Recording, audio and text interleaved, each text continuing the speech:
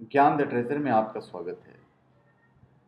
और हम आपको बताएंगे पेटीएम की कमाई और इससे जुड़ी कुछ रोचक बातें। देखिए, पेटीएम एक ओपन ऑनलाइन बिजनेस प्लेटफॉर्म है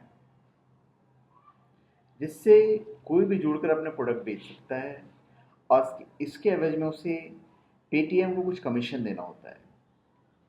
इसके साथ ही साथ पेटीएम वॉलेट के ज़रिए अपना मोबाइल रिचार्ज करा सकते हैं, बिल का भुगतान कर सकते हैं और अन्य ट्रांजैक्शन कर सकते हैं। आज की तारीख में पेटीएम इंडिया की सबसे बड़ी ऑनलाइन कंपनीज में से एक है और नोटबंदी होने के बाद तो इसके बिजनेस में और भी विस्तार हुआ है। लेकिन क्या अभी आपने सोचा है कि पेटीएम अपनी कमाई किन किन तरीकों से करता है और क्या है पेटीएम से जुड़े तथ्य जो आज हम आपको बताने जा रहे हैं।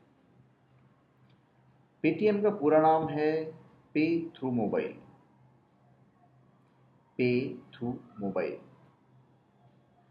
197 कम्युनिकेशन का ही एक उपकरण पेटीएम साल 2010 में अस्तित्व में आया और आज यह प्रीपेड मोबाइल और डीटीएच रिचार्ज के लिए सबसे ज़्यादा लोकप्रिय मोबाइल ऐप है।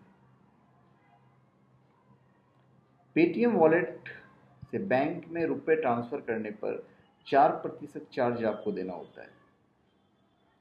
पेटीएम वॉलेट से बैंक में रुपए ट्रांसफ़र करने पर 4% चार्ज आपको देना पड़ता है, यानी अगर आप 1000 रुपये ट्रांसफ़र करते हैं तो आपको 40 रुपये चार्ज देने पड़ते हैं। जब पेटीएम पर कोई कस्टमर कुछ खरीद कर पेमेंट करता है तो पेटीएम उस पैसे को एक हफ्ते तक अपने पास होल्ड करके रखता है। इससे 7 दिन का इंटरेस्ट मिलता है। इसे एडवांस पेमेंट मॉडल कहते हैं। कस्टमर से कंफर्मेशन मिलते ही वह उस सेलर के अकाउंट में ट्रांसफ़र कर देता है। अगर आप पेटीएम वॉलेट का यूज़ पेटीएम के बताई गई गाइडलाइन के हिसाब से नहीं करते तो पेटीएम इसे जब्त कर लेता है। इसमें पेटीएम 3 बार रिमाइंडर भेजता है। इसमें 15 दिन के 2 रिमाइंडर होते हैं और लास्ट रिमाइंडर 7 दिन का होता है। इसके बाद इसे जब्त कर लिया जाता है। पेटीएम सेलर्स से एनुअल सब्सक्रिप्शन फीस भी लेती है जिनकी प्रोडक्ट्स की लिस्ट वेबसाइट पर है। इसे सब्सक्रिप्शन मॉडल कहते हैं। पेटीएम सेलर को अपने विज्ञापन साइट पर करने के लिए परमिशन देता है और उसका चार्ज भी लेता है। इसे एडवर्टाइजिंग रेवेन्यू मॉडल कहते हैं। तो हम समझ गए होंगे कि पेटीएम से कितनी ज़बरदस्त कमाई होती है पेटीएम वालों को और हमें क्या क्या नुकसान होता है, मतलब पैसे का नुकसान होगा और क्या नुकसान होगा। जब भी पेटीएम पर कोई सामान बिकता है तो पेटीएम उसमें से कुछ रुपए बतौर कमीशन लेता है। पेटीएम ने अपने लॉन्च होने के 3 साल के अंदर ही कामयाबी के झंडे गाड़ दिए थे। इसी दौरान इसमें करीब 25 मिलियन वॉलेट बनाए गए और इसके करीब 3 मिलियन ऐप डाउनलोड किए गए।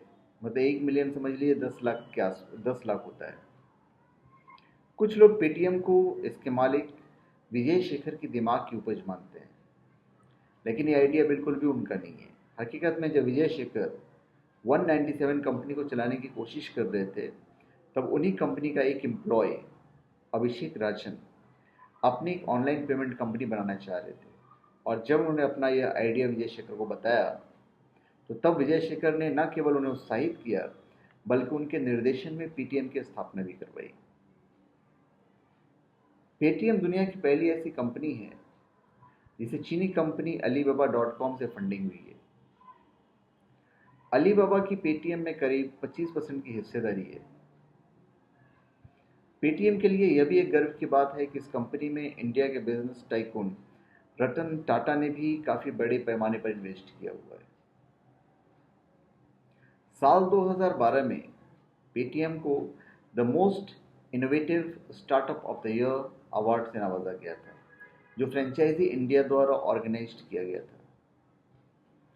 इसके बाद साल 2014 में पेटीएम ऐप को एप्पल इंडिया द्वारा एप्पल स्टोर्स बेस्ट ऐप का अवार्ड दिया गया था और इसके सीईओ विजय शेखर शर्मा को द मोस्ट इनोवेटिव सीईओ का अवार्ड दिया गया।